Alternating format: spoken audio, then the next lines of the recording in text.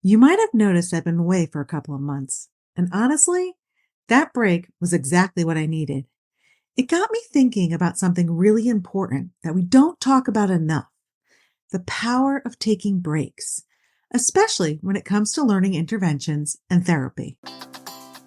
I'm Jenny Sherson, ex special educator turned dyslexia interventionist. It wasn't so long ago that I, too, was overwhelmed by balanced literacy versus structured literacy, education speak, and everything in between. Fast forward after many, many hours of self driven education, and you'll see I've built a thriving dyslexia practice helping students from age 6 to 18. My specialties: working with the quote unquote difficult, almost always 2E student, and breaking down the complexities of dyslexia into everyday language strategies and action steps. You know how sometimes life is just lifing so hard and your brain can't take in or process one more thing? You're just going through the motions? That's kind of where I was with this podcast. I had every intention of writing and producing new episodes, but I had so much going on, my brain wasn't having it. And it hit me. This is exactly what happens sometimes with dyslexia interventions. Let me paint you a picture. Imagine you're in the gym. You're working the same muscle group every single day. No rest, no recovery. What happens? That muscle gets fatigued, right? It actually starts performing worse, not better. Our brains work the same way, especially when we're dealing with learning differences like dyslexia. I had a student, let's call her Kayla, who was seeing me for an intensive reading intervention 5 times a week, and the summer break was coming up. Her mom wanted to know if it was okay if she took a few weeks off in the middle of the summer. She was worried that taking a break would undo all her progress. But here's the thing: Kayla was starting to burn out. The strategies weren't sticking anymore.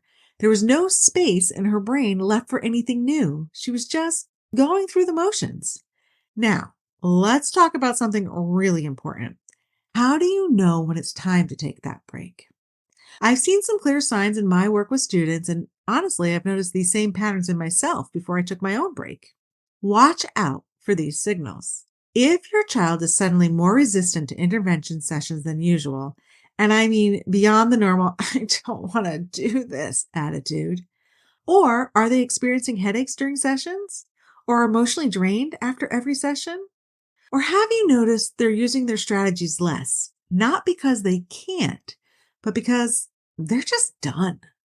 Another big one: when progress plateaus. If you're seeing the same scores, the same struggles week after week, that might be your cue to pause and reset. But here's the thing: taking a break doesn't mean throwing everything out the window. So let me share some ways to make your break meaningful and productive. First up, and I wish I'd implemented some of this during my own break, set a clear time frame. Maybe it's 2 weeks, maybe like me, it's 2 months, but having an end date makes it feel less scary for everyone involved. Second, keep skills warm without the pressure. For Kayla, this meant reading for fun only. No comprehension questions, no analyzing, just pure enjoyment. It's like how I kept listening to other podcasts and staying connected to the medium without the pressure of creating. Third, and this is crucial, use this time to explore other strengths. Maybe your child is amazing at art or coding or sports. Let them dive deep into those activities during the break. It rebuilds confidence and reminds them that their learning difference is just one part of who they are. So, what happens when we take a strategic break? A few really important things. First, it gives our brains time to consolidate what we've learned. Think about it like saving a file on your computer. Sometimes you need to close the program and reopen it for all the changes to take effect. Our brains need that same kind of reset. Second, and this is huge, it helps us recognize our progress. When Kayla came back after a 3-week summer break, she actually noticed how much easier reading had become. Sometimes, when we're in the thick of it, we can't see how far we've come. And you know what? That's exactly what happened with my break for the podcast. Coming back today, I have a fresh perspective, new ideas, and I'm so excited to be here talking with you again. Now, here's the key to all of this, and this is important. I'm not talking about giving up or stopping entirely. I'm talking about intentional pauses, strategic breaks, the kind that let you step back, integrate what you've learned, and come back stronger. Now, for parents listening who might be worried about taking a break from intervention, I get it. The fear is real.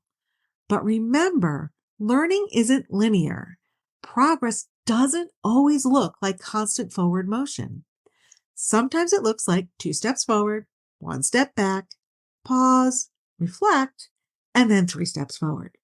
Just like I needed my break to come back with more energy and better content for you all, sometimes our kids need that space to integrate their learning, rebuild their confidence, and return to intervention with renewed motivation. Progress isn't always about pushing forward. Sometimes it's about knowing when to pause. If you have any further questions about dyslexia or about mindful ways to take a break from intervention, please feel free to sneak into my inbox. I'd also love your input. What would you like to hear from me in the future? Is there a topic I haven't covered yet you really want to learn more about? Or do you have a pressing need and you're not really sure how to handle it? Send me a DM on Instagram or drop me an email at jenny@literacyuntangled.com. That's JENNIE. I can't wait to hear from you. Until next time, bye-bye.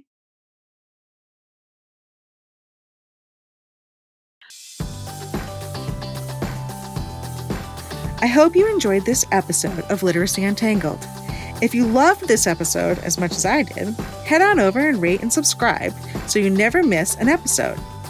If you want to continue the conversation or share your takeaways, head on over to our Instagram at Literacy Untangled and comment on your favorite part.